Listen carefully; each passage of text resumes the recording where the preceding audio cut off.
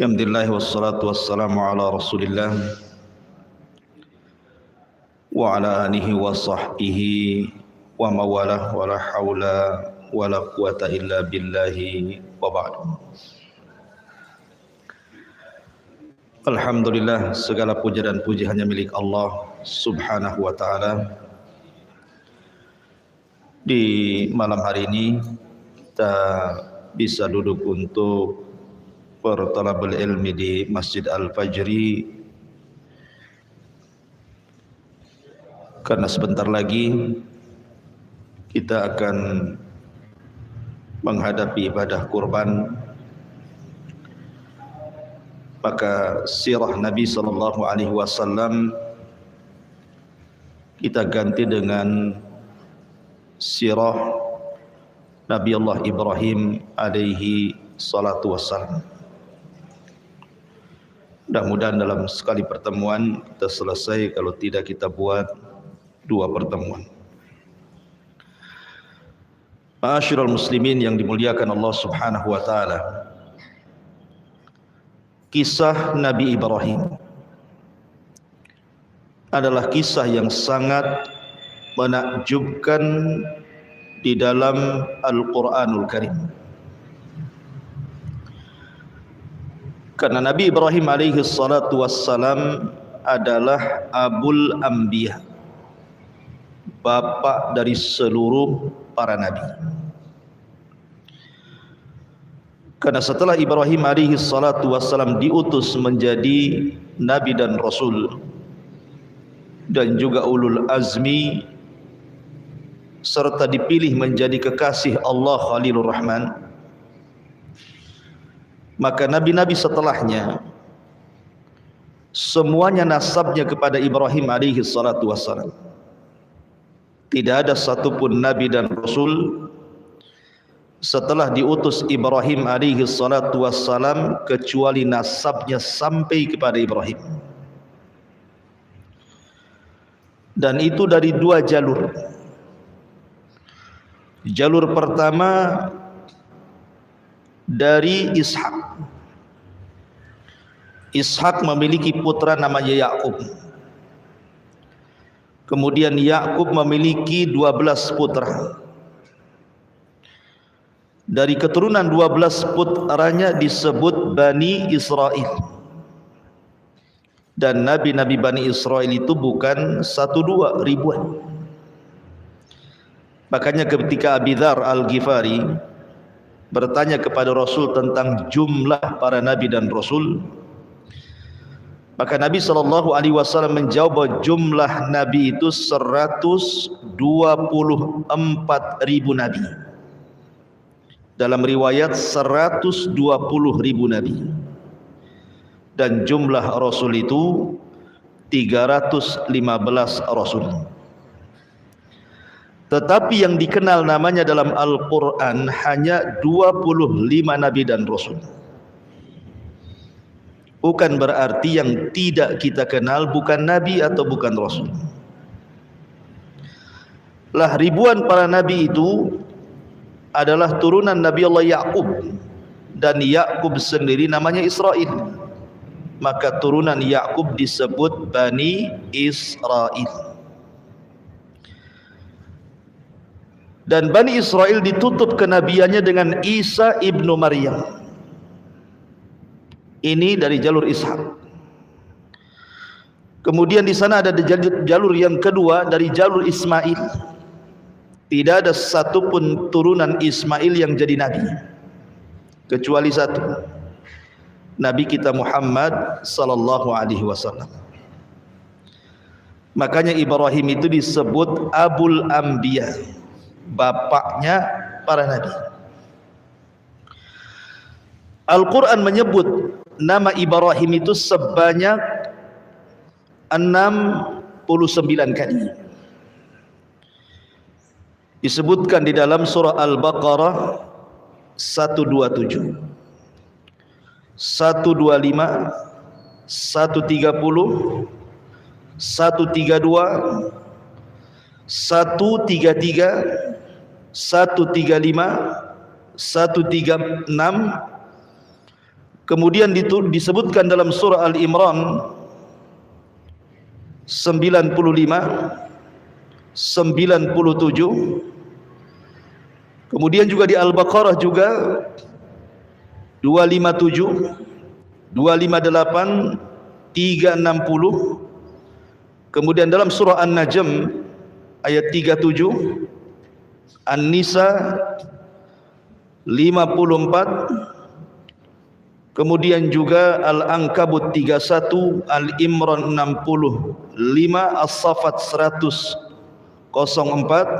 109, kemudian surah Hud 69, Sad 45, Hud 74, dan begitu seterusnya. Intinya sebutan Ibrahim dalam Al-Quran itu sekitar 69 di semua ayat-ayat dalam Al-Quran tersebar. Menariknya adalah Ibrahim ini adalah nabi yang dicintai semua agama. Orang Yahudi mengakui Ibrahim itu nabi mereka. Orang Nasrani mengakui Ibrahim itu nabi mereka. Bahkan orang musyrik sekalipun mengakui bahwa Ibrahim adalah orang mulia mereka, termasuk orang Islam. Bahkan saking cintanya kita kepada Ibrahim, selalu kita sandingkan dengan Rasul dalam setiap tasyahud.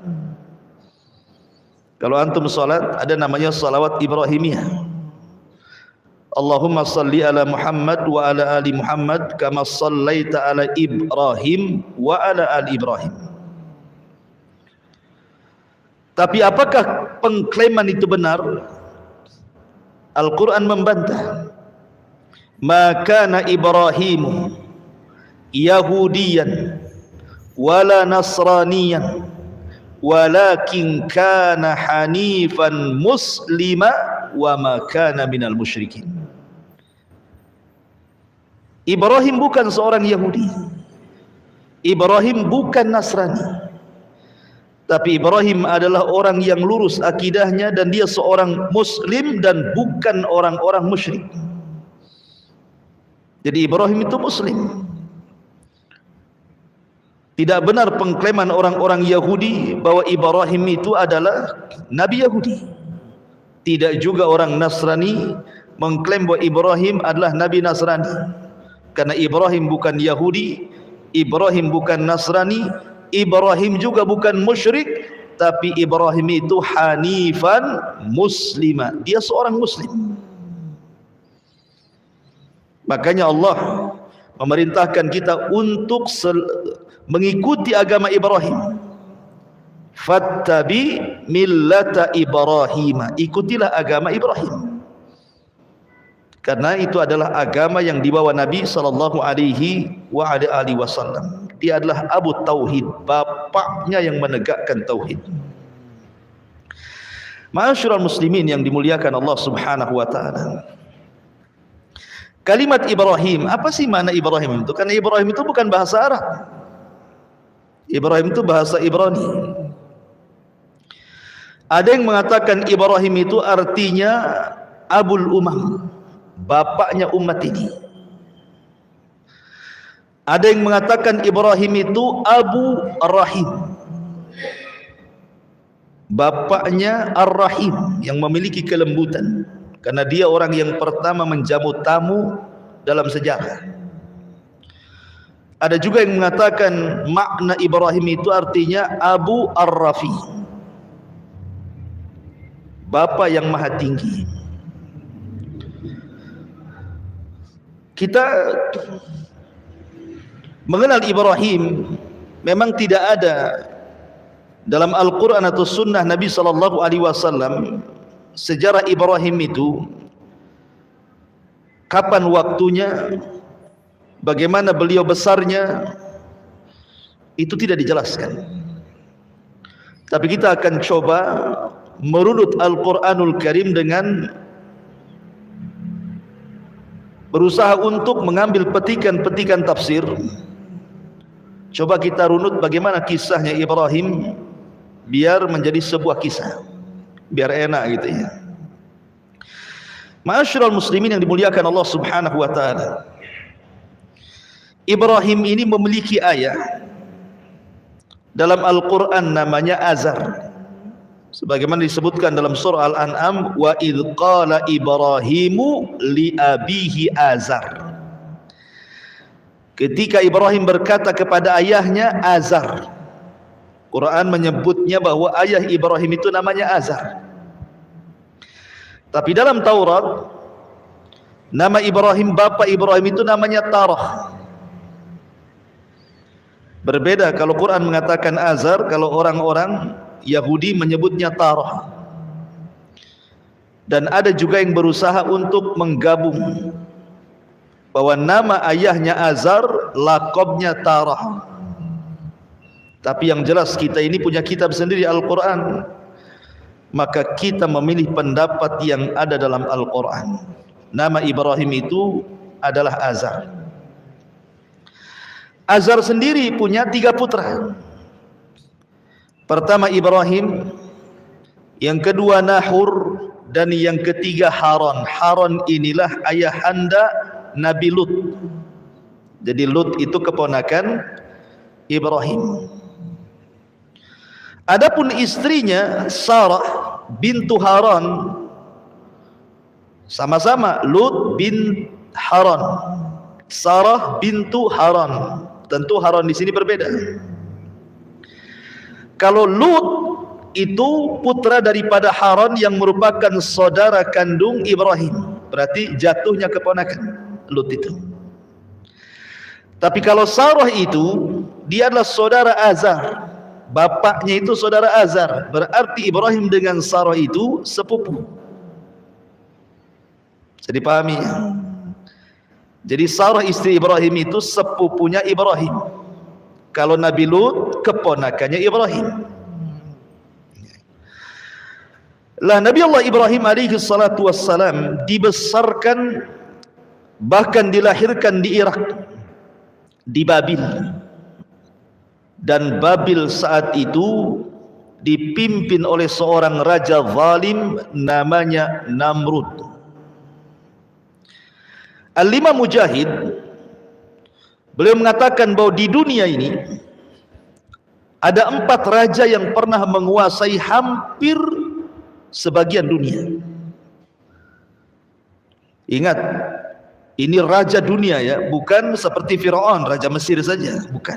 Kalau Firaun itu bukan raja dunia, dia Mesir saja. Jadi 4 raja ini hampir menguasai dunia. 2 mukmin, 2 kafir. Adapun yang mukmin kata Imam Mujahid, pertama adalah Nabi Allah Sulaiman. Kekuasaannya hampir menyeluruh dunia. Kemudian yang kedua Dzulqarnain yang disebut dalam surah Al-Kahfi. Ini mukmin. Yang 2 kafir. Siapa yang kafir? Yang pertama Namrud, yang nanti kita akan kisahkan juga. Kemudian yang kedua Bukhtun Nasr, yang pernah membumi hanguskan Palestina dan membantai orang-orang Yahudi di zaman itu. Lah Ibrahim ini hidup di zaman Namrud. Dan kalau antum mendengar kisah Namrud, dialah manusia yang pertama kali bekerja sama dengan syaitan, dengan iblis. Dan dia yang membunuh bapaknya. Jadi bapaknya dibunuh oleh Namrud karena kerjasama dengan iblis untuk mengambil kekuasaannya. Jadilah Namrud raja dunia dan tidak pernah dikalahkan. Karena dalam riwayat Ismailiyat itu, Israiliyat, Namrud ini orang yang pertama kali mempelajari sihir kepada iblis. Walaupun ini perselisihan panjang para ulama, karena Al-Quran menyebutnya ada kisah Harut Marut. Tentu panjang lagi kisahnya dan banyak perselisihan ulama di sini. Ma'asyiral muslimin yang dimuliakan Allah Subhanahu wa taala. La Ibrahim dilahirkan di Babil, di Irak. Dan kala itu kaumnya adalah para penyembah berhala. Di antara mereka ada yang menyembah matahari, di antara mereka ada yang menyembah bulan, di antara mereka ada yang menyembah bintang-bintang, di antara mereka ada yang menyembah patung-patung dan berhala. Bahkan di antara mereka ada yang menyembah Namrud, menyembah Raja Namrud. Jadi memang Ibrahim dilahirkan di tengah-tengah kesyirikan, ya, dan itu tantangan Ibrahim. Akan tetapi ma'asyiral muslimin yang dimuliakan Allah Subhanahu wa taala, Nabi Allah Ibrahim ini walaupun dia terlahir di tengah-tengah umat yang berbagai macam sesembahannya, tapi Allah memberikan fitrah kepada nabinya Ibrahim dari kecil tidak pernah menyembah berhala. Padahal bapaknya pembuat berhala, penjual berhala, penyembah berhala. Tapi Ibrahim tidak pernah sama sekali menyembah berhala. Sama dengan Nabi tidak pernah menyembah berhala, supaya tidak ada cacat. Di kemudian hari setelah dia jadi Nabi, kemudian ada kritikan, dulu kau juga menyembah berhala kan, begitu ya. Ibrahim tidak menyembah berhala. Bahkan satu riwayat, Azar ini kan pembuat patung, dan patung yang dijualnya itu, dibuatnya itu untuk dijual dan untuk disembah kaumnya. Jadi Azar itu kalau sudah membuat patung, maka disuruhnya anak-anaknya yang 3 orang ini untuk menjual ke pasar. Haran dan juga Nahur itu kalau jualan patung laris mereka. Kalau Ibrahim tidak pernah satu patung pun ada yang beli, karena cara jualnya begini. Kalau Ibrahim menawarkan patung itu, ishtaru man la yadurrukum wa la yanfa'ukum, belilah patung ini yang tidak bisa mendatangkan manfaat dan tidak bisa mencegah madarat. Kira-kira ada yang beli? Itu bahasa jualannya Ibrahim itu. Yang ada yang belilah, bahasa yang seperti itu. Belilah patung ini, tapi patung ini tidak memberikan manfaat kepada kalian dan tidak memberi madarat kepada kalian. Bahkan terkadang patungnya dibawa ke sungai, suruh minum. Ishrab, ishrab, minum, minum katanya. Ya nggak bisa minum lah patung. Ya. Jadi kadang-kadang ayahnya marah karena nggak pernah laku. Jadi dari kecil saja fitrahnya itu sudah menolak berhala Ibrahim itu. Maka disebut hanifan. Hanif itu lurus, tidak pernah melakukan kesyirikan, itu disebut hanif. Hanifan muslimah wa makana minal musyrikin. Sebelum saya lanjutkan kisah Ibrahim ini, Al-Quran banyak memberikan sifat-sifat mulia kepada Ibrahim. Pertama, Allah Subhanahu wa taala katakan, inna Ibrahima kana ummatan qanitan lillahi hanifah. Di sini Allah berikan 3 sifat. Sesungguhnya Ibrahim itu kana ummatan. Apa ummat itu? Ummat itu artinya ar-rajulul al-jami'u li hisalil khairi hatta yakuma maqama ummatin minan nas. Kalimat ummat ini artinya seorang laki-laki yang terkumpul sifat-sifat kebaikan padanya. Di mana kalau cerita keimanan, dia orang yang paling beriman. Kalau cerita sedekah, dia orang yang paling sedekah. Kalau cerita zikir, dia orang yang paling zikir. Sebutkan apa saja kebaikan ada pada dia, seolah-olah dia mewakili umat dan pantas untuk dijadikan uswatun hasanah. Kemudian yang kedua, qanitan. Qanit itu artinya luzumut ta'ah, orang yang terus di atas ketaatan. Makanya nanti kita kalau menceritakan Ibrahim dari kecil sampai tua, semua cerita ibadah, semua cerita dakwah, karena dia luzumut ta'ah, di atas ketaatan. Hanifan artinya lurus, tidak pernah melakukan kesyirikan. Kemudian Allah Subhanahu wa taala mensifati Ibrahim dalam Al-Qur'an syakiran li an'umi, hamba yang senantiasa bersyukur akan nikmat Allah Subhanahu wa taala. Kemudian Al-Qur'an juga mensifati dengan al-hilmu, inna Ibrahim lahalimun awwabun munib. Ibrahim itu lahalim, orangnya lembut. Nanti kita lihat bagaimana dakwah dia ke orang tuanya, sangat lembut sekali, patut ditiru ya. Dan itu modal untuk berdakwah, kelembutan. Kemudian sakha, orangnya dermawan. Bayangkan Ibrahim itu punya peternakan unta. Untuk apa? Untuk dijual? Bukan. Ibrahim itu diberikan kekayaan oleh Allah Azza wa Jalla, dan dia punya peternakan unta. Peternakan unta itu hanya untuk menjamu tamu.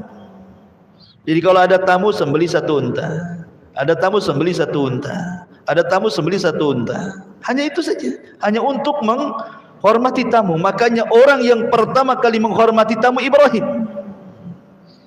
Kita mah nggak pernah kalau ada tamu aqua gelas, tamu aqua gelas, tamu aqua gelas, nggak pernah nyembeli ayam antum. Lihat Ibrahim ini sampai punya peternakan unta hanya untuk menjamu tamu saja, luar biasa.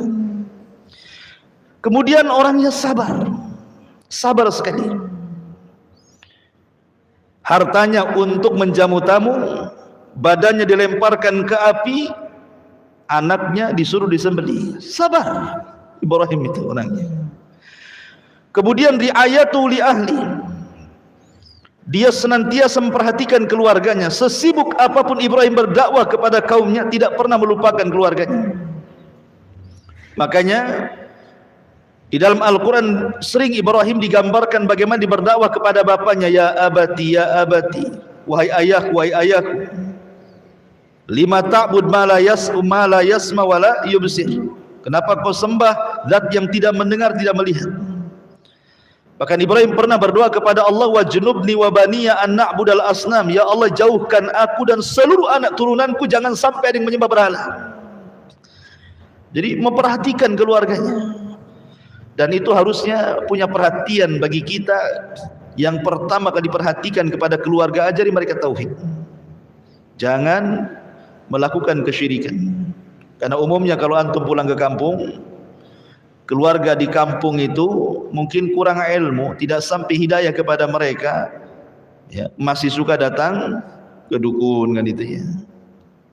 Kemudian tangkal-tangkal, jimat-jimat, kemudian tradisi-tradisi yang berbau syirik kan itu ya. Dakwahi mereka. Kemudian juga Ibrahim itu syuja'ah, punya keberanian. Bayangkan dihancurkan patung-patung Namrud itu. Namrud itu raja dunia ya. Kok bisa dihancurkan patung-patungnya? Kan kalau nggak berani nggak akan mampu tuh. Dia masuk ke daerah khusus di istana, tempat Namrud nyembah berhalanya, dihancurkan berhalanya. Kalau nggak punya keberanian nggak akan bisa ya, nanti kita jelaskan dan kita kisahkan. Dan Ibrahim disebut memiliki salamatul qalbi, sebagaimana Allah mengatakan idja'a rabbahu biqalbin salim. Ibrahim itu hatinya betul-betul jernih, dan sifat-sifatnya banyak lagi. Makanya wajar kalau seandainya Allah mengatakan innallaha astafa Adama wa Nuha wa ala Ibrahima wa ala Imran 'alal alamin. Sungguhnya Allah telah pilih pertama Adam karena dia bapak manusia, kemudian Nuh karena dia rasul pertama, kemudian Ibrahim karena dia bapaknya para nabi, kemudian keluarga Imran karena dia imamnya Baitul Maqdis. Inilah orang-orang yang dipilih dalam Al-Quran ya. Jadi Ibrahim itu salah satu orang yang dipilih oleh Allah Azza wa Jalla. Ma'asyiral muslimin yang dimuliakan Allah Subhanahu wa ta'ala. Adapun di masa remajanya, bagaimana kisah Ibrahim di masa remaja? Ibrahim ini ketika diangkat oleh Allah Subhanahu wa ta'ala menjadi nabi dan rasul setelah dewasa, maka yang pertama kali dakwah adalah keluarga. Dan itu disebutkan dalam surah Maryam ayat 41 sampai 48, detail di situ. Allah mengatakan wadhkur fil kitabi Ibrahim innahu kana siddiqan nabiyya. Ceritakanlah wahai Muhammad kisah Ibrahim di dalam Al-Quran. Sesungguhnya dia adalah seorang yang sangat membenarkan.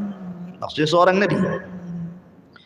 Idh qala li abi, ketika dia berdakwah kepada ayahnya, ya abati lima ta'budu ma la yasma' wa la yubsir wa la yughni anka syai'a. Lihat bagaimana panggilan Ibrahim kepada ayahnya, padahal ayahnya kafir. Ibrahim tidak memanggil namanya ya Azar, tidak, wahai ayahku, wahai ayahku, tidak pernah memanggil nama. Makanya Hasan Al-Basri mengatakan, siapapun anak yang memanggil nama orang tuanya, berarti anak itu telah durhaka. Panggil dengan panggilan yang lembut, ya abati, wahai ayah, wahai ayahandaku.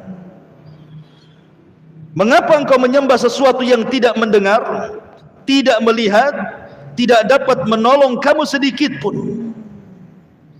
Ya abati inni qad ja'ani minal ilmi ma lam ya'tik fattabi'ni ahdika siratan sawiyya. Wahai ayahku, sesungguhnya telah sampai kepadaku sebagian ilmu yang tidak diberikan kepadamu, ikuti aku, niscaya aku akan menunjukkan kepadamu jalan yang lurus. Ya abati la ta'budi syaitan inna syaitana kana lirrahmani isiyya. Wahai ayahku, jangan kau sembah syaitan. Maksudnya apa? Kau nyembah syaitan, maksudnya jangan mengikuti syaitan gitu, yang menjerumuskan orang kepada kesyirikan. Karena setan itu adalah makhluk yang durhaka kepada Allah. Ya abati, teruslah di kalimatnya, wahai ayahandaku, wahai ayahandaku. Tapi lihat ayahnya kepada Ibrahim, dia mengatakan, ya Ibrahim, qala aragibun anta an alihati ya Ibrahim. Lihat, ayahnya tidak mengatakan apa? Wahai anakku. Tidak. Ya. Dia mengatakan, wahai Ibrahim, bencikah kau kepada Tuhan-Tuhanku? Azar tidak mengatakan, wahai anakku, bencikah kau kepada Tuhan-Tuhanku? Tidak. Tapi menyebut namanya. Menunjukkan orang kafir itu keras hatinya, tidak punya kelembutan. Orang kafir itu keras hatinya. Makanya tidak menyebut wahai anakku kan gitu. Harusnya kan Ibrahim sudah, bagaimana dia lembutnya kepada ayahnya kan, wahai ayahku. Ayahnya tidak mengatakan wahai anakku, tidak, hei Ibrahim. Sudah beda. Berarti ini sudah kasar ayahnya. Tapi Ibrahim tetap lembut. Ya. Bahkan ketika ayahnya mengatakan, la illam tantahi la arjumannaka wahjurni maliya. Kata bapaknya, hai Ibrahim, kalau seandainya kau tidak berhenti dari dakwahmu, pasti engkau akan kurajam. Kemudian aku akan tinggalkan dirimu, pergi kau selama-lamanya. Diusir, bahkan diancam raja. Tapi Ibrahim tetap lembut kepada ayahnya. Qala salamun alayka sa'astaghfiru laka rabbi innahu kana bi khafiyya. Ibrahim mengatakan, semoga keselamatan dilimpahkan kepadamu wahai ayahku, aku akan tetap memohonkan ampun bagimu kepada Tuhanku, sesungguhnya dia sangat baik kepadaku. Walaupun ayahnya keras hati, Ibrahim tetap lembut. Harusnya seperti itu seorang anak kepada orang tua. Terkadang antum diuji oleh orang tua yang memang awam kan gitu ya, tidak punya pendidikan agama. Terkadang ngomong itu kasar, yang diceritakan dunia saja, nggak ngirim duit marah dia kan gitu ya, dimakinya anaknya, dikutuknya anaknya kan gitu ya. Tak jarang orang tua seperti itu. Tetapi ayat ini mengajarkan kita selaku anak yang sudah dapat hidayah, tidak boleh kita ini kasar dengan orang tua, tetap kita lembut. Lihat Ibrahim, ayahnya mengatakan ya Ibrahim, dia tetap mengatakan wahai ayah. Ayahnya mengusir dia, tetap dia mengatakan semoga Allah berikan keselamatan bagi. Bahkan disebutkan dalam sebuah hadis yang dikeluarkan Imam Bukhari, ketika Ibrahim alaihi salatu wassalam pada hari kiamat mendapatkan ayahnya penuh dengan debu rambutnya itu dan menjadi penuh neraka, maka Ibrahim alaihi salatu wassalam mendatangi ayahnya dan mengatakan, alam aqul laka la ta'sini, bukankah sudah kukatakan wahai ayahku di dunia, jangan bermaksiat kepadaku, ikuti aku, kan itu ya. Tapi ayahnya mengatakan, fal yaum la a'sik, hari ini aku tidak mungkin bermaksiat kepadamu, aku akan mengikuti apapun yang kau ajak wahai Ibrahim. Tetapi kemudian Ibrahim berdoa kepada Allah, ya Rabb, innaka wa'adtani alla tuhzini yauma yub'atsun, ya Rabb, bukankah kau sudah berjanji kepadaku tidak akan membuat sedih sampai hari dibangkitkan, tolonglah ayahku jangan masuk neraka. Tapi Allah mengatakan kepada Ibrahim, inni haramtul jannata 'alal kafirin, wa Ibrahim, ku haramkan surga untuk orang kafir, ayahmu pasti masuk neraka. Tapi lihat sampai kelembutan Ibrahim ketika nanti pada hari kiamat meminta kepada Allah agar ayah jangan dimasukkan ke neraka, kan? Begitulah kelembutan Ibrahim dalam berdakwah, gitu maksudnya. Luar biasa. Ya. Ma'asyiral muslimin yang dimuliakan, setelah dia berdakwah kepada keluarga, di sini tidak sebutkan kepada ibunya karena tidak ada kisahnya, semua kepada ayahnya. Kemudian mulailah Ibrahim berdakwah kepada seusianya, kepada teman-teman duduknya. Karena antum pasti punya teman-teman duduk gitu ya, di warung kopi di mana kan adalah ya. Mulailah Ibrahim itu datang ke mereka, mulai berdakwah. Dan itu disebutkan dalam surah Al-An'am, wa kadzalika nuriya Ibrahim malakutas samawati wal ard waliyakuna minal muqinin. Dan demikianlah kami memperlihatkan kepada Ibrahim kekuasaan yang kami tunjukkan di langit dan di bumi, dan agar dia termasuk orang-orang yang yakin. Ketika datang malam, Ibrahim kumpul dengan kawan-kawannya, khusus para penyembah bintang. Datang dia ngobrol, ya kan? Kemudian setelah melihat bintang, kata Ibrahim, hadza rabbi, oh boleh jadi bintang itu Tuhan kita. Wah, senang kawan-kawannya, seolah-olah Ibrahim pro dengan mereka, gitu ya, mengakui ketuhanannya. Karena selama ini mereka tahu Ibrahim itu keras orangnya. Oh, Ibrahim sudah mengakui bahwa bintang Tuhan kita.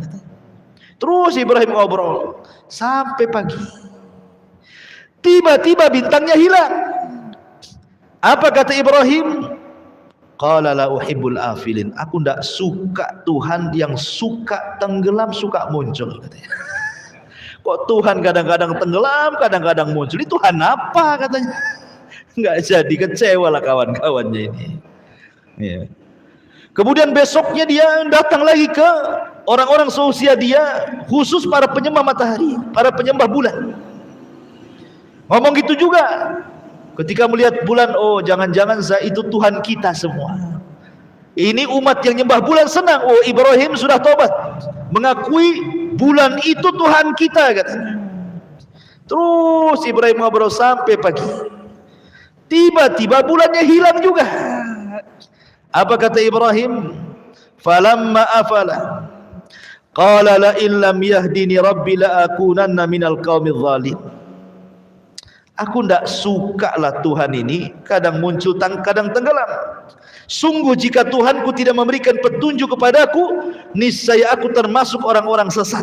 Sama juga bulan dengan bintang, muncul lagi tenggelam lagi, muncul lagi tenggelam lagi. Tuhan apa ini, katanya. Kemudian setelah itu Ibrahim datang kepada umat khusus para penyembah matahari. Kemudian setelah melihat matahari, dia sedang ngobrol-ngobrol dengan para penyembah matahari, dia mengatakan, hadza rabbi hadza akbar. Oh, mungkin ini Tuhan yang benar, lebih besar dibandingkan matahari, bulan dan juga bintang. Ini lebih besar, jangan-jangan ini Tuhan kita. Oh, senang para penyembah matahari itu. Rupanya Ibrahim terus ngobrol sampai sore, matahari pun tenggelam. Gimana Tuhan ini semuanya muncul tenggelam katanya. Maka Ibrahim mengatakan, qala ya qaumi inni bari'um mimma tusyriku. Wahai kaumku, aku berlepas diri dari kalian, dari kesyirikan yang kalian lakukan. Aku tidak akan nyembah Tuhan yang kalian sembah. Ibrahim seperti ini bukan berarti Ibrahim sedang cari Tuhan. Ibrahim ini konteksnya sedang berdakwah. Dia tahu Tuhannya Allah. tapi dia ingin berhujah kepada orang-orang yang menyembah bintang, menyembah bulan dan menyembah matahari, bahwa yang kalian sembah itu tidak benar gitu maksudnya. Makanya Ibrahim masuk ke wilayah mereka, masuk ke wilayah sini, masuk ke wilayah sini maksudnya kan, seolah-olah Ibrahim itu bagian dari mereka, untuk berhujah kepada mereka bahwa bintang, bulan, matahari itu bukan Tuhan. Makanya Allah mengatakan dalam surah Fussilat ayat 37, wa min ayatihi al-lailu wan-nahar wasyamsu wal-qamar la tasjudu lisyamsi wala lil-qamar wasjudu lillahilladzi khalaqahunna in kuntum iyyahu ta'budun. Dan dari tanda-tanda kuasa Allah ada malam, ada siang, ada matahari, ada bulan. Jangan kalian sembah matahari, jangan kalian sembah bulan, sembahlah Allah yang menciptakan itu semuanya kalau kalian betul-betul beribadah kepada Allah. Selesai berdakwah kepada yang seusianya, mulailah Ibrahim berdakwah kepada kaum secara keseluruhan, kaum Kaldaniyun. Allah Subhanahu wa taala berfirman dalam surah Al-Ankabut 16 sampai 18. Wa Ibrahim idz qala liqaumihi u'budullaha wattaquh dzalikum khairul lakum in kuntum ta'lamun. Innama ta'buduna min dunillah awthanan wa takhluquna ifkan innal ladzina ta'buduna min dunillah la yamlikuna lakum rizqan fabtaghu indallahi rizq wa'buduhu washkuru lahu ilaihi turja'un wa in tukadzibu faqad kadzdzaba umamum min qablikum wa ma 'alar rasuli illal balagul mubin. Dan ingatlah ketika Ibrahim berkata kepada kaumnya, sembahlah Allah, bertakwalah kalian kepada Allah. Yang demikian itu lebih baik bagi kalian. Jika kamu mengetahui sesungguhnya yang kamu sembah selain daripada Allah itu hanyalah berhala-berhala, batu-batu, pohon-pohon saja, dan kamu membuat kebohongan seolah-olah mereka Tuhan. Sesungguhnya apa yang kalian sembah selain Allah itu tidak mampu memberikan rizki kepadamu.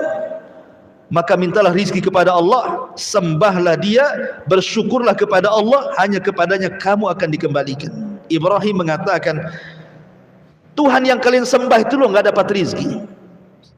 Bahkan disebutkan dalam ayat, seandainya nih ada lalat mengambil satu butir nasi sesajen untuk berhala, berhala itu tidak akan sanggup mengambilnya. Satu butir nasi yang diambil lalat kemudian pergi, berhala tidak akan bisa merebutnya. Nggak percaya, coba aja. Antum kasih sesajen untuk berhala itu, ambil satu nasi, antum pergi, dikejar nggak antum? Kalau dikejar hati-hati antum. Iya. Ma'asyiral muslimin yang dimuliakan Allah Azza wa Jalla, Ibrahim pakai logika itu, berdakwah dengan logika dia kan. Tuhan mulu tidak ada manfaatnya, tidak ada madarat, enggak mendatangkan madarat juga, enggak bisa mendatangkan rizki, ngapain disembah? Ma'asyiral muslimin yang dimuliakan Allah Subhanahu wa taala. Kemudian setelah Ibrahim berdakwah kepada ayahnya, kepada seusianya, kemudian kepada kaumnya secara keseluruhan, mulailah Ibrahim berdakwah kepada Namrud, kepada raja. Ingat, dalam syariat kita afdalul jihad kalimatul haq inda sultanil jair. Seutama-utama jihad itu kalimat yang anda lontarkan dari kalimat kebenaran kepada pemerintah yang zalim, kepada penguasa yang zalim. Karena kalau kita menyampaikan kebenaran kepada penguasa yang zalim itu risikonya besar, bisa ditangkap, dipenjara, dibunuh, kan gitu ya. Tetapi tentu dengan cara yang bijak. Tidak boleh menasihati pemerintah di hadapan panggung, di medsos, nggak boleh. Ya, itu akidah ahli sunnah. Tapi menasihati secara sembunyi-sembunyi kebenaran itu memang berat. Kalau tersinggung antum bisa kena pasal karet kan itu. Masuk antum, dimasukkan ke penjara. Terkadang dihilangkan antum itu. Jadi Ibrahim ini betul-betul berdakwah kepada Namrud. Ketika Namrud ini membuat acara kerajaan, mungkin kalau di negeri kita ini Agustusan lah kan itu. Karena kan dulu kan sistem kerajaan kan itu. Apa kata Namrud? Dibuatlah pesta besar di lapangan. Istana kosong, ada semua ke lapangan, tumpah ruah di lapangan. Kata Ibrahim, tallahi, bersumpah dia, demi Allah, la akidanna asnamakum ba'da an tuwallu mudbirin. Sungguh aku akan melakukan tipu daya terhadap berhala-berhala kalian setelah kalian pergi meninggalkannya. Jadi ketika istana kosong, betul-betul kemudian ditinggalkan oleh pengurus-pengurus kerajaan dan juga Namrud, kan tumpah ruah di lapangan, Ibrahim masuklah ke dalam istana. Padahal sebelumnya Ibrahim ini pura-pura sakit, bapaknya ngajak, Ibrahim ayo, ada acara tuh. Apa kata Ibrahim? Saya sedang sakit pak, katanya. Inni maridtu, saya sedang sakit. Padahal Ibrahim sehat. Ini dusta pertama Ibrahim. Ibrahim itu pernah berdusta 3 kali. Sebab itulah dia tidak bisa berikan syafaat, karena dusta 3 kali ini. Tapi dusta bukan dusta kayak kita. Kalau dusta kayak kita beda gitu, antum jualan, itu antum dusta di situ. Ini dustanya untuk dakwah. Maka kata ayahnya, ayo pergi, kata Ibrahim, dah aku lagi sakit. Akhirnya pergi, tahu-tahu sembuh kan itu ya. Masuklah dia ke dalam istana. Faja'alahum judzadan illa kabiran lahum. Maka Ibrahim menghancurkan semua berhala dalam ruangan itu, kecuali satu patung yang besar, dibiarkan tidak dihancurkan. Kemudian palunya diletakkan di lehernya. Ibrahim keluar. Ya, zaman itu kan nggak ada CCTV masalahnya, kan nggak tahu siapa yang melakukan, ya kan. Namrud ketika selesai ulang tahun, masuk dia ke ruangan tempat berhalanya. Kaget tidak kepalang, bagaimana semua berhalanya hancur kecuali satu. Kata Namrud, siapa yang melakukan ini? Maka diutuslah pasukan-pasukan mata-mata untuk mencari siapa pelakunya. Allah takdirkan, ketahuan pula. Kemudian dikatakan oleh mereka, sami'na fatan yadhkuruhum yuqalu lahu Ibrahim. Wahai raja, kami mendengar ada rupanya anak muda. Fatan, lihat bahasanya, anak muda. Ada anak muda yang melakukan ini terhadap Tuhan-Tuhan kita, namanya Ibrahim. Kata Namrud, tangkap Ibrahim itu. Maunya apa anak itu? Ditangkaplah Ibrahim, diinterogasi. Apa interogasinya? A anta fa'alta bi alihatina ya Ibrahim. Hei Ibrahim, kau ya yang melakukan ini semua. Kata Ibrahim, kejahatan itu kalau harus dibuktikan kan harus ada 2 alat bukti. Ini dia kalau di negara kita ya. Mana buktinya? Baik saksi atau tertulis katanya. Tak ada. Justru alat buktinya bukan ada pada saya.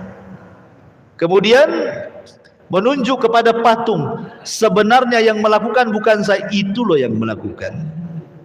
Lihat jarinya 1, 2, 3, 4 ngarah sama dia. Jempolnya ngarah sama patung. Itu loh. Ini namanya tauriah. Ya. Jadi Ibrahim mengatakan, no, yang sana no, gitu maksudnya ya. Padahal ini jari nunjuk ke dia kan, tapi jempolnya nunjuk. Kenapa demikian tauriahnya? Karena kalau antum pegang palu, kalau antum pegang palu pakai jempol saja tidak akan kuat, ya kan? Tapi kalau antum pegang palu dengan 4 jari pasti kuat, itu kan, paham ya?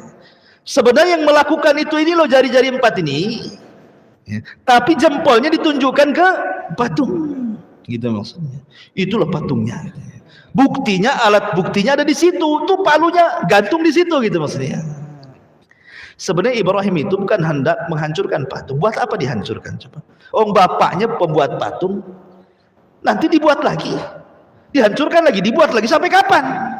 Bukan itu maksud Ibrahim itu. Ibrahim itu ingin membuka otaknya Namrud dan orang-orang yang menyembah berhala. Kalau hanya sekedar menghancurkan patung, besok dibuat lagi, dihancurkan, dibuat lagi, sampai kapan kan itu? Bukan itu tujuan Ibrahim, bukan. Ibrahim itu ingin membuka akal mereka bahwa itu bukan sesembahan yang hak yang kalian sembah. Makanya lihat, perhatikan. Kemudian mereka mengatakan, ketika mereka mengatakan, farajau ila anfusihim faqalu annakum antumuz zalimun thumma nukisu ala ru'usihim laqad alimta ma haula'i yantikun. Lihat bahasa mereka. Maka mereka kembali kepada diri-diri mereka. Ketika Ibrahim menunjuk bahwa yang melakukan itu patung yang besar itu, maka mereka kembali kepada diri mereka sendiri, mulai sadar. Lalu mereka berkata kepada sesama mereka, sesungguhnya kamulah yang mendolimi diri-diri sendiri. Kemudian mereka menuduhkan kepada menundukkan kepala, lalu berkata, hei Ibrahim, pasti kamu tahu bahwa berhala-berhala itu tidak mungkin bicara. Kamu ngomong yang salah itu yang besar sana, kata kaumnya. Ya tidak mungkin lah saya nanya dia, gitu maksudnya bahasanya. Masa saya nanya dia, kamu sudah tahu dia nggak bisa bicara, katanya. Itu kan sebenarnya dari situ bantahan bagaimana? Loh, kalau sudah tidak bisa bicara ngapain disembah, gitu maksudnya. Akhirnya qala Ibrahim mengatakan, afata'buduna min dunillahi ma la yanfa'ukum syai'an wa la yadurrukum uffil lakum walima ta'buduna min dunillahi afala ta'qilun. Kata Ibrahim, mengapa kamu menyembah sesuatu selain Allah yang tidak dapat memberi manfaat sedikit pun ataupun mendatangkan madarat? Celaka kalian. Dan apa yang kalian sembah selain daripada Allah, mana akal kalian? Kata Ibrahim. Ketika hujah mereka kalah, maka mereka tidak bisa berhujah kecuali dengan cara lain. Mereka tidak bisa berhujah lagi di hadapan Ibrahim. Ketika mereka tidak bisa hujah, apa kata mereka? Qalu harriquhu wansuru alihatakum in kuntum fa'ilin. Maka serentak orang-orang mengatakan, bakar saja Ibrahim itu, bantu Tuhan-Tuhan kalian, katanya, kalau kalian betul-betul membela Tuhan kalian, katanya.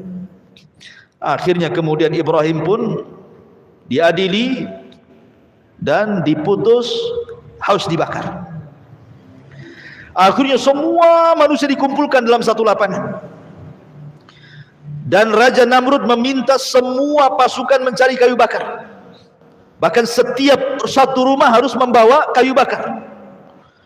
Bayangkan, setiap rumah membawa kayu bakar. Setinggi apa tuh kayu bakarnya itu? Satu kota Batam setiap rumah bawa kayu bakar, taruh di Engku Putri sana itu. Enggak muat Engku Putri itu, kan itu ya. Dibakar sampai tinggi sekali tuh. Ibrahim belum dimasukkan supaya orang melihat, beginilah orang yang kurang ajar kepada Namrud bernasib sama dengan Ibrahim. Dibuatlah manjanik itu ketepel besar gini, gitu ya. Jadi boleh ketepel taruh sini, Ibrahimnya lempar gitu. Dibuatnya ketepel, taruh di sini Ibrahim, kemudian disaksikan oleh orang banyak, dilempar betul-betul ke dalam lautan api itu. Di tengah-tengah antara ketepel dan api itu datang malaikat. Malaikat menawarkan pertolongannya. Jibril, Mikail, semua. Bahkan Mikail menawarkan hujan biar padam tuh api itu. Tapi Ibrahim alaihi salatu wassalam mengajarkan tawakal yang kuat dan mengatakan, amma ilaika fala wa amma ilallahi fabala. Kata Ibrahim, adapun saya harus meminta pertolongan kepada kalian, oh tidak. Tapi kalau kalian suruh meminta pertolongan kepada Allah, ya. Maka Ibrahim mengatakan, hasbunallah wa ni'mal wakil, ni'mal maula wa ni'man nasir. Cukuplah Allah penolong. Ketika Ibrahim masuk ke dalam api, semua binatang datang meniup supaya padam, kecuali satu binatang, tokek pula datang niup-niup supaya gede. Si tokek ini, semua binatang itu niup supaya padam, si tokek ini niup supaya besar. Makanya Nabi SAW memerintahkan untuk membunuh wazak, ya tokek dan sejenisnya lah ya, cicak, tokek, bahkan berpahala tuh. Sekali pukul mati pahalanya besar. Ya. 2 kali pukul, kurang pahalanya. 3 kali pukul kurang. Dipukul-pukul nggak mati-mati. Berarti cicak-cicakan itu. La haula wala quwwata illa billah.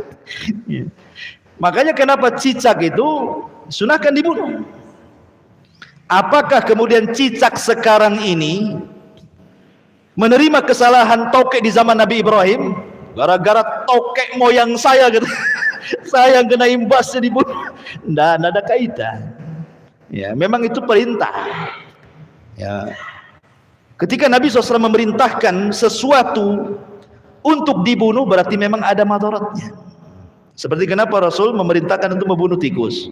Memang tikus itu fawasik, binatang fasik, suka nyuri. Ya. Kalau jengking ular suruh dibunuh, karena memang binatang yang membahayakan. Ini ular pula dirawat sama orang. Kan ada tuh orang lawat ular yang gede-gede itu, tidur pula sama ular dia. Banyak kejadian lah, orang rawat ular dipatuk ular pula dia mati. Ya. Dulu ada perempuan tuh nari ular, kena patuk mati dia. Gitu ya. Jadi memang suruh dibunuh kok malah dirawat pula. Kecuali binatang-binatang yang memang tidak boleh dibunuh. Seperti kodok, nggak boleh dibunuh kata Rasul. Karena kodok ini salah satunya adalah dia untuk membunuh hama-hama padi. Kalau dibunuh, padinya banyak ini kan. Ada pula sate kodok. Kodok tuh nggak boleh dibunuh. Kalau antum ingin sate kodok nggak apa-apa, makan hidup-hidup, keluar hidup-hidup. Nggak bisa kan? Nggak boleh dibunuh kodok itu. Biarkan dia hidup, dilarang. Tawon nggak boleh dibunuh. Saya pernah ke Banyuwangi, suruh makan. Sekali, Pak, makan Pak. Ini apa ini? Sayur tawon. Nggak jadi saya. Kok sayur tawon? Rupanya orang itu di sayur asam tawon itu. La haula wala quwwata illa billah. Nggak boleh tawon dibunuh. Ya, jadi ada binatang-binatang yang boleh dibunuh, ada binatang-binatang yang tidak boleh dibunuh. Ketika Rasul mengatakan bahwa wazak itu dibunuh, ya kita bunuh. Apa alasannya? Ya, yang jelas setiap binatang yang dibunuh pasti ada madaratnya. Nggak perlu kita katakan karena ini warisan moyang tokek dulu, enggak. Itu ya, kasihan lah tokek-tokek sekarang. Gara-gara moyang tokeknya saya pula yang kena imbasnya kan. Ma'asyiral muslimin yang dimuliakan Allah Subhanahu wa taala. Intinya bahwa Ibrahim masuk ke dalam api. Maka Allah Subhanahu wa taala mengatakan dalam Al-Qur'an, "Qulna ya naru kuni bardan wa salaman ala Ibrahim." Maka ketika Ibrahim masuk ke dalam api, Allah berfirman, "Wahai api." Jadi Allah memerintahkan api, ya api makhluk Allah. Allah sudah berhak memerintahkan makhluknya. Wahai api, jadilah kau dingin. Coba bayangkan kalau ayat sampai di sini titik, bahaya. Satu api dunia bisa dingin, orang nggak bisa ngopi. Seandainya ayat ini sampai di sini saja, wahai api dingin kau, dingin semua. Ya, bukannya kalau kita ini ngerebus apa namanya, ngerebus air, bukan mendidih beku dia, kan gitu ya. Tapi ayat ini tidak sampai di sini. Ayat ini lanjut, bukan hanya bardan saja, wasalaman. Selamatkan. Sebab kalau hanya dingin, Ibrahim bisa mati kedinginan. Makanya Allah mengatakan wasalaman, dan juga selamatkan. Siapa? Ala Ibrahim. Berarti dinginnya api itu khusus untuk Ibrahim, bukan untuk yang lainnya. Berarti tetap panas api itu. Dan jangan pula antum baca ayat ini kemudian antum masukkan telunjuk ke kompor. Qul ya naru kuni bardan wa salaman. Terbakarlah antum. Tidak ada ceritanya. Ya, ini khusus Ibrahim. Antum tidak bisa, walaupun baca ayat ini 1000 kali tetap aja api itu panas. Ya. Ma'asyiral muslimin yang dimuliakan Allah Azza wa Jalla. Kemudian setelah beberapa hari, kan padamnya lama tuh, api segede gitu kan padamnya lama. Sudah padam, abunya pun masih panas kan itu ya.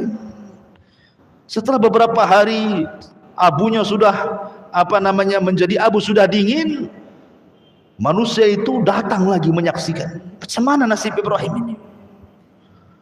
Tiba-tiba di dalam abu itu keresak, kerusuk, keresak, kerusuk. Rupanya Ibrahim masih hidup. Ya. Ibrahim masih hidup. Coba bayangkan. Harusnya Ibrahim masih hidup, itu mukjizat Ibrahim. Dia tidak mempan dibakar api. Harusnya jadi sebuah peringatan. Makanya Namrud dia mengatakan kepada iblis, karena kan ada kerjasama tuh Namrud dengan iblis tuh. Yang ngajarkan sihir Namrud itu iblis. Dalam Israiliyat diceritakan seperti itu. Iblis, kenapa sihir yang kuajarkan kepadaku tidak lebih sakti daripada Ibrahim, katanya. Namrud tuh. Setan ini tidak mau kalah. Ya. Setan tidak mau kalah. Dia mengatakan, kau hanya itu sihir biasa, kamu juga bisa, katanya. Itulah setan. Setan sudah tahu itu mukjizat kan. Tapi supaya Namrud tetap menyembah dia, dia meyakinkan kepada Namrud. Itu biasa itu. Ma'asyiral muslimin yang dimuliakan Allah Azza wa Jalla. Lah dari peristiwa inilah Ibrahim alaihi salatu wassalam sudah tidak kuat lagi berdakwah di daerah Kaldaniun, di Babil, di Irak, dan habis ini harus hijrah. Dari situ maka Ibrahim mulailah melakukan hijrah pertama. Tidak ada yang beriman di Irak kecuali 3 orang, istrinya Sarah dan Lut. Ya, istrinya dan Lut adalah keponakannya. Hanya bertiga, Ibrahim, istrinya dan keponakannya. Itulah yang beriman. Semua kufur. Kemudian Ibrahim akhirnya hijrah ke mana? Ke Palestina. Setelah sampai di Palestina, ada yang mengatakan bahwa Ibrahim ini kan belum diberikan rizki oleh Allah Azza wa Jalla, masih mengadu nasib di Palestina ini. Apalagi ketika itu terjadi jadab. Jadab itu paceklik yang berkepanjangan, sehingga Ibrahim tidak bisa bertahan lama di Palestina, harus hijrah lagi ke negeri lain. Lah hijrahlah Ibrahim ke Mesir. Rupanya di Mesir itu rajanya zalim. Fir'aun di zaman Nabi Ibrahim itu. Fir'aun itu kan istilah raja Mesir. Jadi raja Fir'aun di Mesir di zaman Ibrahim itu zalim. Salah satu sifat buruknya adalah Sarah ini sudah dikenal kecantikannya. Bahkan ada yang mengatakan bahwa separuh kecantikan Hawa itu diberikan kepada Sarah, sebagaimana separuh ketampanan Adam itu diberikan kepada Yusuf. Karena Adam itu tampan. Makanya kita tidak terima kalau teori Darwin itu kita asumsi. Karena Darwin mengatakan bahwa asal muasal manusia dari kera kan gitu. Kera cakep apa ganteng? Jelek lah kera pula. Enggak apa-apa Darwin saja yang jelek. Kita orang Islam turunan Adam. Adam tuh cakep, separuh kecakapannya diberikan kepada Yusuf saja. Wanita-wanita bisa ngiris-ngiris jari itu dengan pisaunya. Lah ketika kemudian Ibrahim sampai di Mesir, Ibrahim mengatakan karena raja ini tabiatnya jelek, dia kalau melihat istri orang cantik gak terima, pasti dibunuh suaminya, diambil istrinya. Ya. Makanya Ibrahim berbohong kedua kali. Tadi yang pertama berbohong di ibunya, di bapaknya, ngajak keluar bilang sakit. Yang kedua berbohong di raja, ketika mengatakan tuh patung itu yang nakal, aku ndak nakal katanya. Nah ini yang berbohong ketiga nih, ngomong sama istrinya, raja ini, kalau kau tahu kau istriku, kau akan ditangkap. Katakan kau saudariku. Tauriah juga maksudnya bukan saudari di sini, saudari beneran, maksudnya saudari seagama gitu maksudnya. Tapi katakan kau saudariku, dan jangan kau katakan aku suamimu. Katakan aku ini saudaramu. Tapi karena Sarah ini cantik memang, datanglah prajurit-prajurit raja ini, nggak peduli walau ngaku saudara, kalau cantik diambil. Kan gitu ya. Diambil akhirnya Sarah ini. Dibawa ke istana. Ibrahim hanya bisa terdiam dan melakukan sholat. Nah, ini pentingnya. Kata Rasul, kalau ada masalah, sholat. Ibrahim Lagi pusing dari istrinya diculik sama raja, salat dia. Wasta'inu bis sabri was salat. Minta pertolongan dengan sabar dan salat. Datangkanlah Sarah ke hadapan raja. Namanya orang cantik. Ya raja sudah tidak sabar lagi. Ketika raja ini hendak menjamah Siti Sarah ini, sebutkan dalam sebuah hadis bahwa Sarah berdoa kepada Allah Azza wa Jalla. Dalam doanya Sarah mengatakan, "Ya Allah, lindungi aku. Tahanlah kezalimannya kepadaku." Tiba-tiba ketika raja hendak mendekati Sarah, kayak orang setruk, tak bisa digerakkan tangannya. Kemudian raja mengatakan, "Berdoalah kau kepada Allah agar tanganku tidak seperti ini." Akhirnya Sarah berdoa, dibalikin lagi tangannya, sehat lagi. Setelah sehat, mau lagi dia. Itulah kadang-kadang maksiat kan. Ya, kadang-kadang kita udah tobat nggak mau lagi. Balik lagi ke maksiat itu, kan gitu ya. Itulah setan tuh. Ya. Mau jamah lagi, Sarah berdoa lagi, setruk lagi dia. Sampai 3 kali raja ini ketakutan. Dipanggilnya para prajurit yang nangkap Sarah ini. Apa kata raja? "Hei, sini kamu. Kusuruh kalian bawa orang, kau bawa setan pula ke sini," katanya. Ketakutan raja itu. Kusuruh kalian bawa orang, kalian bawa setan pula ke sini, katanya. Karena ketakutan raja, suruh nyingkir Sarah ini. Sebagai imbalannya dikasihlah Hajar. Hajar itu anak raja. Perang kalah, jadi tawanan Raja Fir'aun ini. Maka kemudian kata sang raja, "Ambillah nih Hajar, bawa ke sana. Bawa bersama, mau pergi sana." Akhirnya Sarah pun pergi membawa budak pemberian daripada sang raja zalim. Ketika kemudian berjumpa dengan Ibrahim sedang sholat. Begitulah keajaiban sholat. Ya. Ma'asyiral muslimin yang dimuliakan Allah, akhirnya karena tidak mungkin dilanjutkan di Mesir, balik lagi Ibrahim ke mana? Ke Palestina. Lah Ibrahim ini ikhwatu fiddin muliakan Allah Subhanahu wa taala. Usianya sudah lanjut. Setiap hari dia berdoa kepada Allah Subhanahu wa taala, "Rabbi habli minas salihin." Ya Allah, anugerahkan kepadaku anak yang saleh. Tapi tidak kunjung dikasih. Karena sudah tua, istrinya sudah nenek-nenek, bahkan dikatakan mandul. Tapi Ibrahim tidak jenuh mengatakan, "Rabbi habli minas salihin." Ya Rabb, anugerahkanlah kepadaku anak yang saleh. Kenapa Ibrahim minta yang saleh? Karena kalau anak itu saleh menjadi qurratu a'yun, menjadi penyejuk mata orang tua. Tapi kalau anak jahat, terkadang orang tua ini keceplosan ngomong, "Nak, baiknya kau mati saja lah, nak. Ngapain kalau tahu kau kayak gini, ngapain ku lahirkan dirimu? Bagus waktu bayi ku cekik kau," katanya. Kan gitu ya. Ada orang tua yang saking kesalnya sama orang tua, sama anak itu, sampai ngomongnya aneh-aneh itu. Udah tahu gini kok cekik, mati kau, katanya. Karena enggak soleh. Sumpah hati orang tua. Makanya Ibrahim tuh minta anak yang soleh. Kita juga sama. Doa kita kepada anak-anak itu, ya Allah jadikan anak kita yang soleh, jadikan supaya anak itu menjadi penyejuk mata gitu maksudnya. Tapi Allah Subhanahu wa taala tidak kunjung memberi.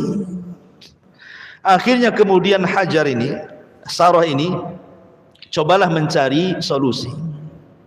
Karena dia tahu bahwa suaminya kepengen punya keturunan, apalagi suaminya seorang nabi, harus ada keturunan kan gitu.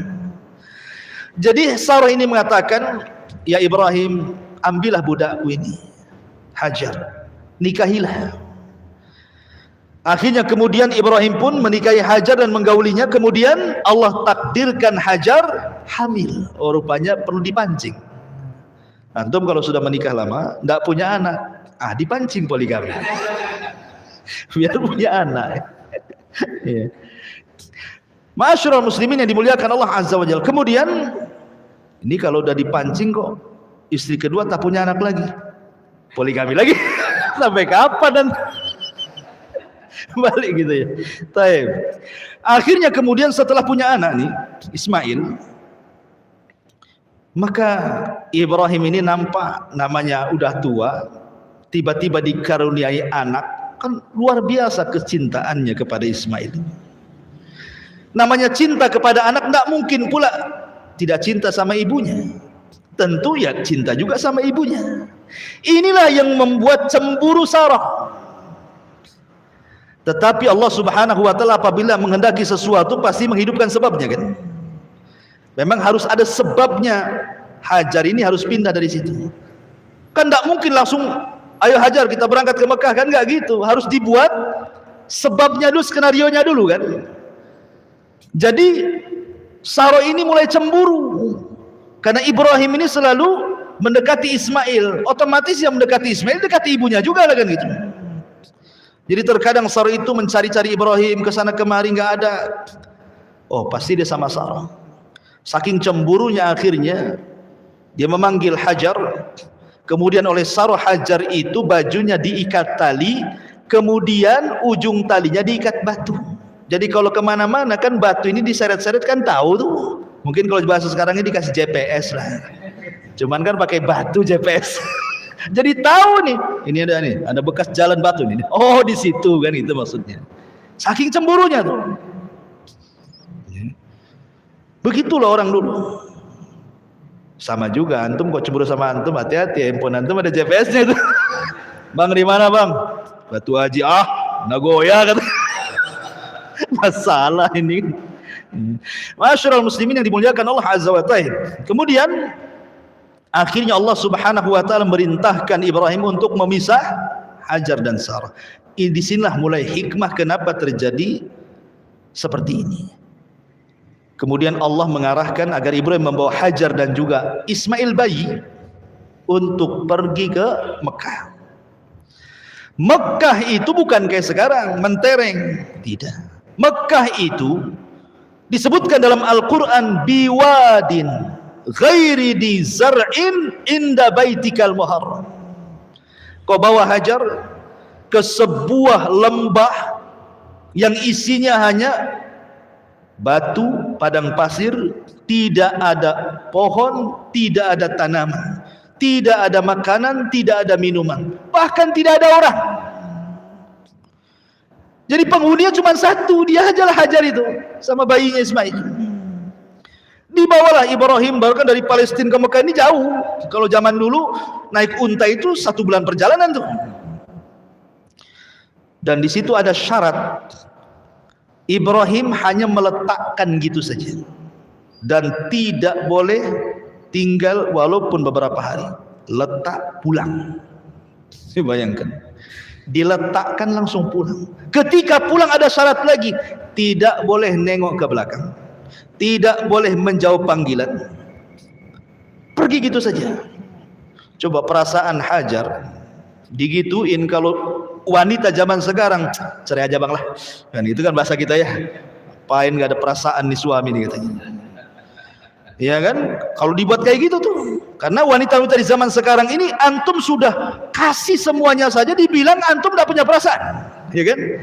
Antum sudah kasih rumah, bulanan antum kasih, jajan antum kasih, anak pun antum kasih. Salah sedikit dibilang apa? Memang abang nggak punya perasaan. Itu ya kan, istrinya nggak berakal itu. Ya. Jadi ketika betul-betul diletakkan di gurun itu, Ibrahim dan pergi. Ya Hajar naluri perempuan, dia memanggil suaminya. Ya Ibrahim, ilaina tadhhab. Ibrahim mau pergi kemana? Kau tinggalkan kami di sini. Tapi Ibrahim kan sudah dibilang sama Allah, jangan nengok ke belakang, jangan jawab pertanyaan, pergi saja dia. Seolah-olah nggak punya salah kan gitu ya. Tapi itu perintah Allah. Hajar ini paham, yang namanya dia suami seorang Nabi, seorang Rasul, paham bahwa ini bukan kehendak suaminya. Dia tahu tabiat suaminya nggak kayak gitu. Pasti ini adalah perintah Allah ini. Ketika Hajar paham ini perintah Allah, apa kata Hajar? Kalau memang ini perintah Allah, idhhab ya Ibrahim, falan yudayyi'unallah, kata dia. Pergi sana. Aku yakin Allah tidak mungkin menyia-nyiakan aku di sini. Tawakalnya patut kita acungkan jempol. Tidak ada orang tawakal setawakal Hajar. Ditinggalkan di lembah, tidak ada orang, tidak ada tanaman, tidak ada tumbuhan, tidak ada makanan, tidak ada minuman. Antum saja safar ke Tanjung Pinang hilang dompet, apa enggak stres antum? Udah kayak kiamat tuh kan, hilang tawakalnya. Baru dompet tuh yang hilang. Padahal dompetnya itu cuma isinya 200.000. Iya Ustaz, itu 200.000. ATM tuh ratusan ribu.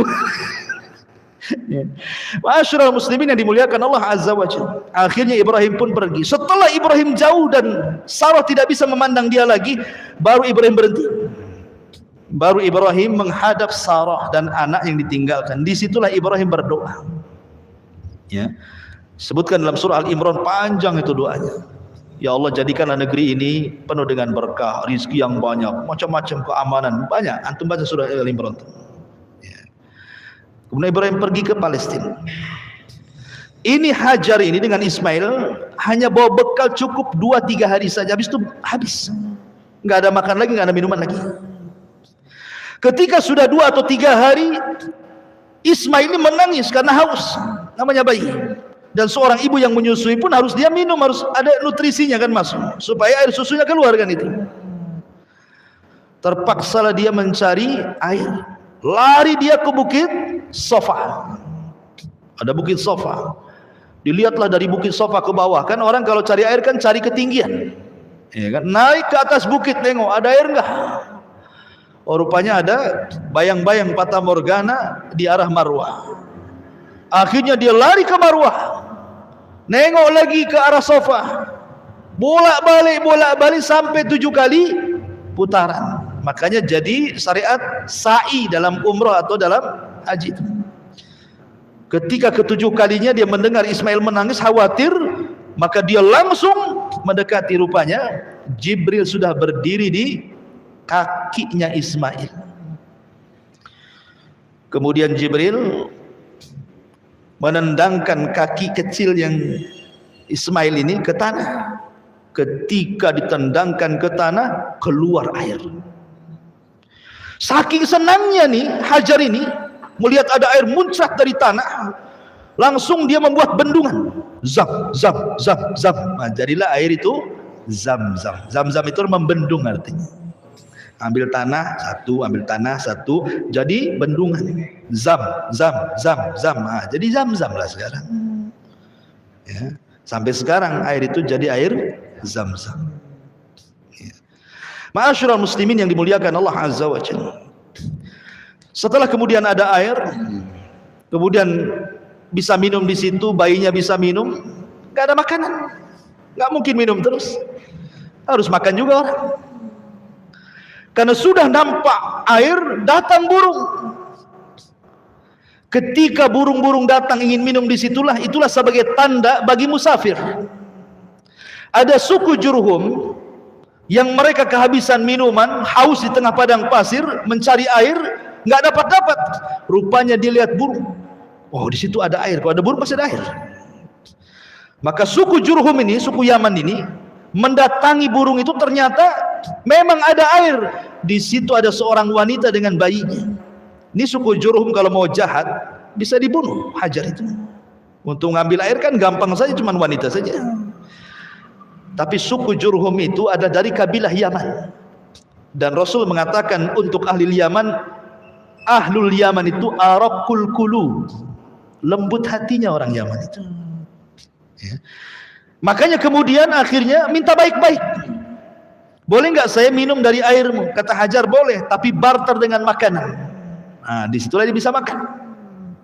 Maka terjadilah barter minuman dan makanan. Akhirnya Allah jamin, betul kata Hajar, kalau memang ini perintah Allah, idzan lan yudayyi'unallah. Nah, inilah kata-katanya terbukti. Ya kan? Kalau memang ini perintah Allah, wahai Ibrahim, pergi kau sana. Allah yakin tidak mungkin menyia-nyiakan saya di sini. Makanya nggak disia-siakan. Datang dengan sebab itu dapat makanan. Sehingga suku Jurhum itu akhirnya menjadi tempat singgah suku Jurhum di situ. Kalau dia safar ke sana kemari, singgahnya di situ. Lama-lama kemudian suku Jurhum ini meminta kepada Hajar, boleh nggak kami tinggal di sini? Berapalah satu kaplingnya.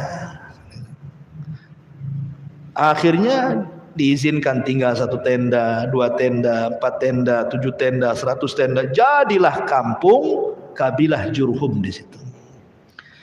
Disinilah Ismail ketika mulai sudah bicara, maka dia belajar bahasa Arab kepada suku Jurhum, dan dia orang yang paling fasih dibandingkan Jurhum itu sendiri bahasa Arabnya. Makanya Ismail disebut musta'rib. Arab itu terbagi 3. Ada al-Arabul Badiyah, ada al-Arabul Baqiyah, ada al-Arabul Musta'rab. Arabul Badiyah sudah musnah, itu kaum Ad, hilang sudah di zaman Nabi Hud. Ya. Nabi Soleh, kaum Samud itu hilang semua itu, tidak ada turunannya. Kemudian Arabul Baqiyah itulah dari Qahtan. Dari Qahtan. Kemudian ada Musta'rab. Musta'rab inilah orang Arab, orang bukan Arab tapi fasih berbahasa Arab. Itulah Ismail. Ya. Makanya Ismail bukan Nabi Arab. Nabi Arab itu cuma 4. 1 Hud, 2 Saleh, 3 Syuaib, 4 Nabi kita Muhammad SAW yang betul-betul lahir di Arab. Tapi Ismail kan lahirnya di Palestina. Dia orang Palestina dia. Ya kan, baru hijrah ke Mekah kan itu. Belajar bahasa Arab kepada suku Jurhum, akhirnya pandai bahasa Arab dan menikah dengan suku itu. Ya, dengan suku Jurhum, dan punya anak sampai turunnya kepada Rasulullah. Jadi Arab dulu itu yang menguasai Jurhum sebelum perang dengan suku lain namanya Khuza'ah. Suku Jurhum ini masih mengikuti agama Ibrahim dan Ismail, mentauhidkan Allah, karena Ismail berdakwah kepada mereka jadi muwahhidun, orang-orang yang bertauhid. Dijajahlah sama Khuza'ah, kalah Jurhum ini. Karena ditakut kalau seandainya Zam-Zam dikuasai mereka, ditimbun pula Zam-Zam sama suku Jurhum. Ketika mereka balik ke Yaman dikuasai Khuza'ah, maka Zam-Zam hilang. Baru diketemukan di zaman Abdul Muttalib. Dialah yang menemukan Zam-Zam yang dipendam Jurhum itu. Ya, kita kembali ke kisah. Jadi setelah Ismail kemudian bergaul dengan suku Jurhum, kemudian juga sudah dewasa, Allah mengatakan dalam Al-Quran, falamma balagha ma'ahu sa'ya.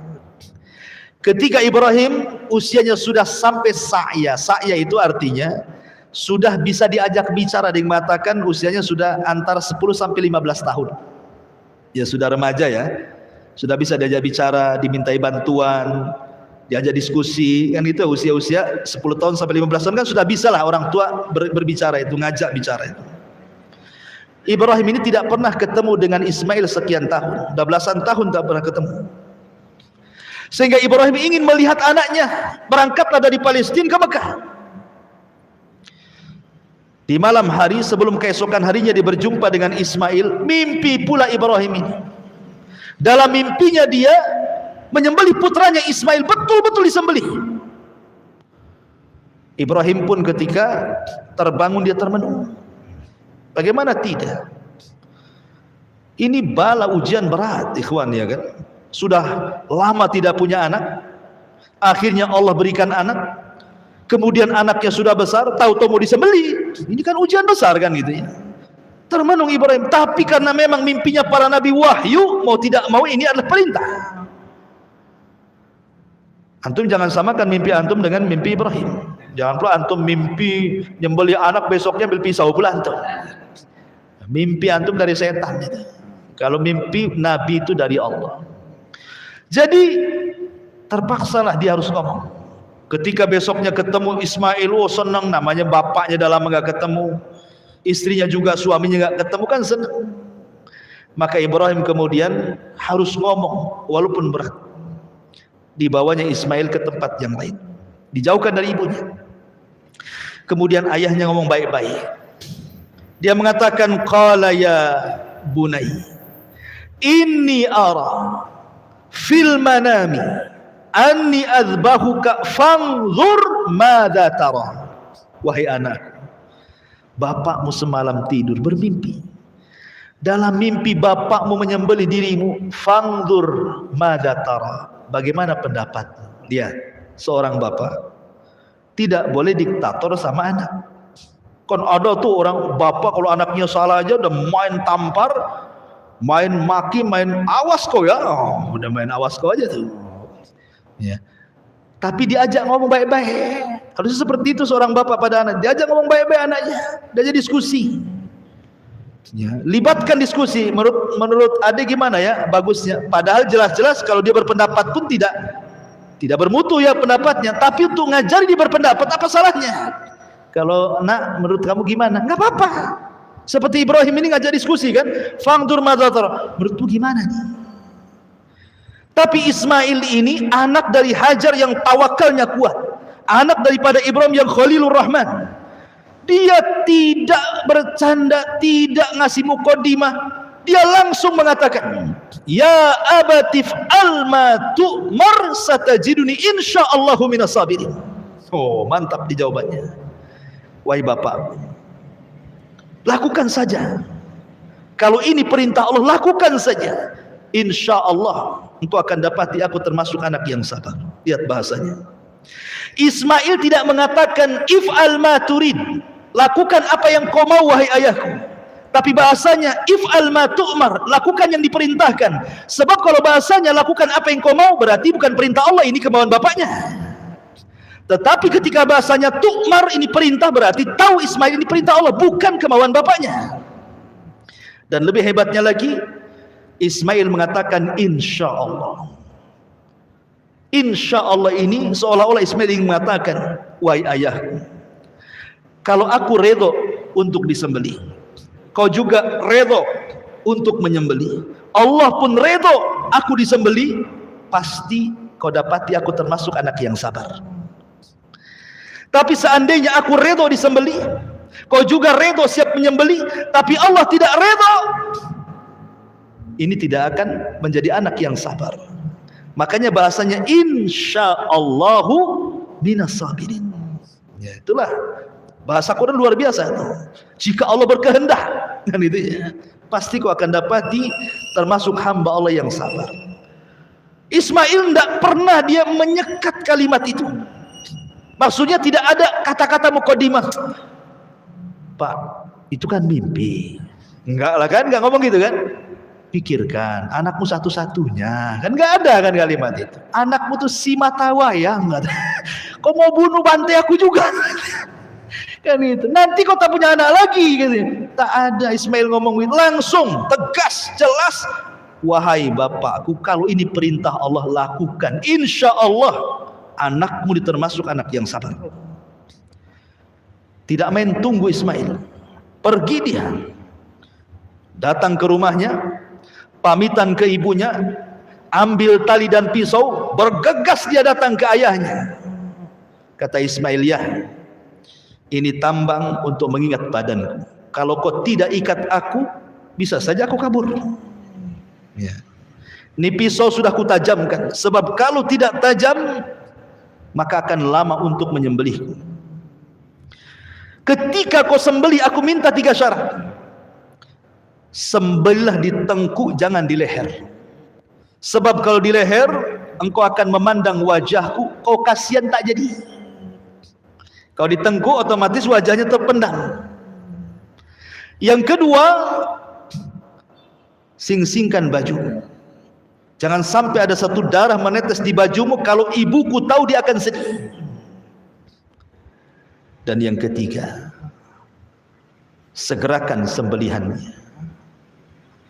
Akhirnya Ibrahim pun betul-betul lah dia letakkan pisau. Betul-betul sudah dijalan-jalankan, seperti sudah digini-ginian pisau itu. Subhanallah, Allah buat tumpul pisau itu. Sebagaimana Allah menjadikan tongkat Nabi Musa ular, sebagaimana Allah jadikan api Ibrahim tidak membakar, Allah pun bisa membuat pisau tajam jadi tumpul. Jadi tumpul, tidak bisa disembelih gini-gini. Ketika betul-betul kesungguhan Ibrahim menyembelih putranya juga nggak bisa-bisa, tiba-tiba Allah Subhanahu wa taala berfirman, "Wa nadainahu ayya Ibrahim qad saddaqta ru'ya."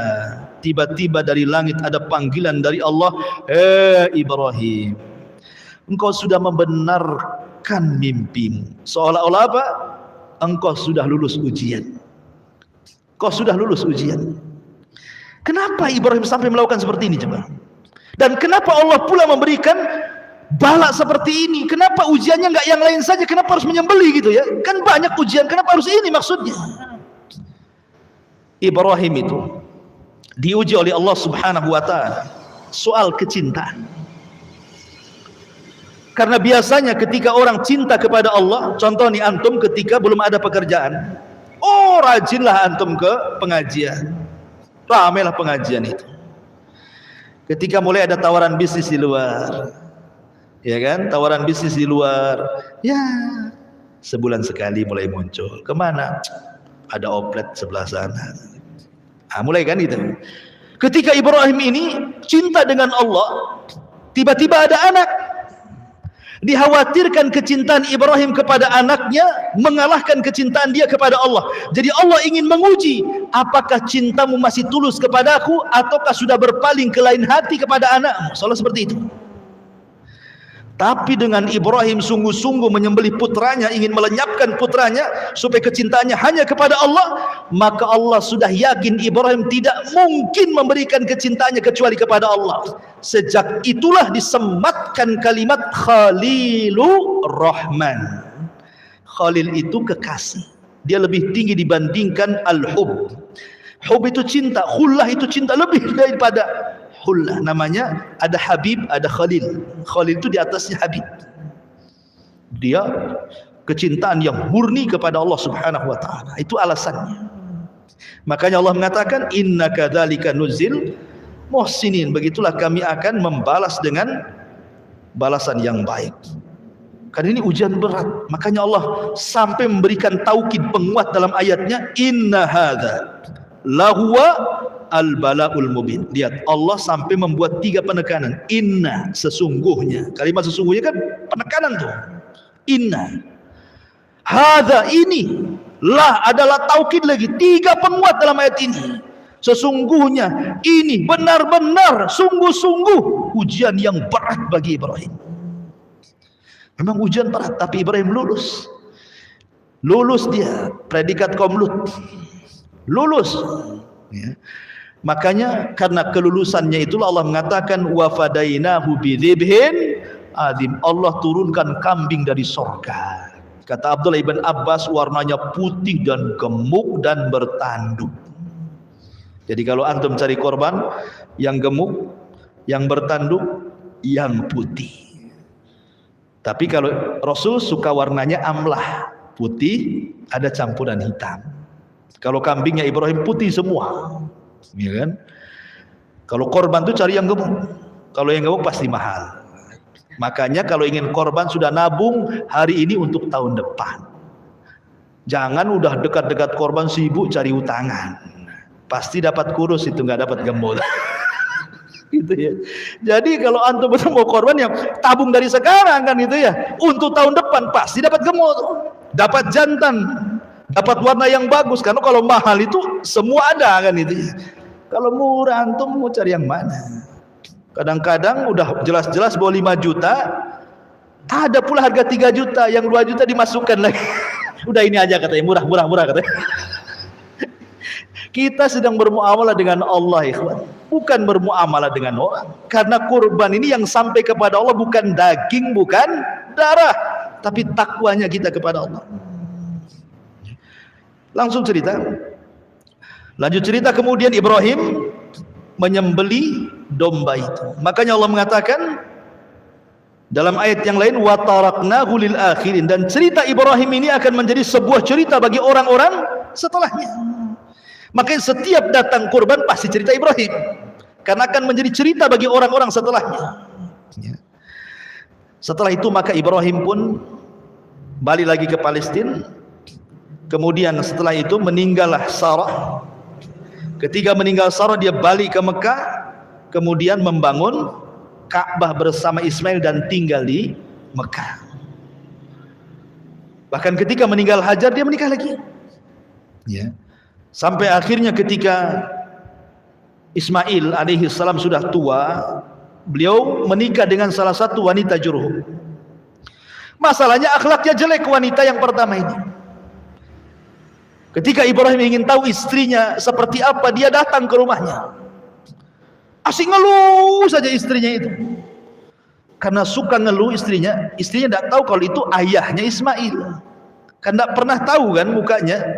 Dan istrinya pun tidak tahu itu ayahnya. Ibrahim hanya ingin menguji tentang kesabaran istrinya. Tapi istri pertama Ismail itu banyak ngeluh. Ya. Dan sifatnya perempuan kan ngeluh ya. Biasanya. Akhirnya kata Ibrahim, sampaikan kepada suamimu, ghayyir atabatababik. Ganti tangga yang menuju rumah depan. Itu saja. Pergi dia. Datang Ismail, cerita istrinya, bang, tadi ada orang tua begini. Tahu-tahu dia berwasiat kepadamu, ghayyir atabatababik. Suruh ganti tangga menuju tempat depan rumahmu. Kata Ismail, oh kamu tidak paham. Itu ayahku. Berarti dia menyuruh aku untuk menceraikan kamu. Ceraikan istri pertama. Ketika para pembesar Jurhum mengetahui bahwa Ismail ini menceraikan istrinya karena buruk akhlaknya, maka para pembesar itu kan banyak anak-anak perempuan ditawarkan. Sudah nikah dengan anak saya saja, menikah dengan anak saya saja. Dapatlah istri kedua yang sangat baik sekali. Tapi Ibrahim masih tetap ingin nguji. Dia datang. Kemudian istrinya dilihatnya baik sekali. Enggak ada keluhan sama sekali. Kemudian dihidangkan makanan dan minuman, kambing dan juga air zam-zam. Maka setelah itu Ibrahim makan daging kambing, minum air zam-zam. Kata Ibrahim, Allahumma barik lakuma fi syarabikuma wa ta'amikuma. Ya Allah, berkahi makanan keduanya dan minuman keduanya. Sejak Ibrahim mendoakan daging kambing dan juga air zam-zam, sejak itulah kambing dan zam-zam menjadi berkah sampai hari ini. Makanya orang Mekah walaupun makan kambing gak akan kolesterol, gak akan darah tinggi, gak akan kumat asam uratnya, gak akan. Ya, karena didoakan Ibrahim. Ya kan, kambingnya itu didoakan. Makanya dulu zaman Nabi kambing itu makanan pokok. Makanya sampai sekarang orang Arab itu makan kambing pagi, siang, sore, malam. Gak kayak kita. Walaupun 1 bulan ya tetap aja kayak gitu. Coba antum beli kambing di Tamiang, pagi antum kambing, siang antum kambing, malam antum kambing, sebulan saja mungkin antum yang diantar ke Tamiang. Beli kambing di Tamiang, antum pula diantar ke Tamiang, ke kuburan Tamiang sana. Ini bahaya ikhwan. Ya. Jadi itulah bedanya kambing sana berkah. Lah Ibrahim mendoakan makanan yang ada di Mekah, Rasul mendoakan makanan yang ada di Madinah. Madinah dulu makanan pokoknya kurma. Maka Rasul mendoakan keberkahan 2 kali lipat makanan Madinah dibandingkan Mekah. Makanya kurma Madinah itu kurma yang luar biasa, disebut dengan ajwa. Semua kurma Madinah disebut ajwa, kan dapat doa Nabi. Siapa yang makan 7 butir ajwa di pagi hari nggak akan kena sihir, nggak akan racun sampai sore hari, kan begitu. Jadi sama-sama didoakan. Kalau makan Mekah didoakan Ibrahim, makanan Bali didoakan Rasulullah. Itulah diantara sejarah singkat Nabiullah Ibrahim alaihi salatu wassalam. Wallahu a'lam bishawab. Mudah-mudahan kajian tentang Nabiullah Ibrahim tadinya dibuat 2 pertemuan, tapi dengan singkat kita bisa menyelesaikan. Mudah-mudahan ada ibrah dan pelajaran. Subhanakallah bihamdika asyhadu an la ilaha illa anta astaghfiruka wa atubu ilaik. Allahu ta'ala. Assalamualaikum warahmatullahi wabarakatuh.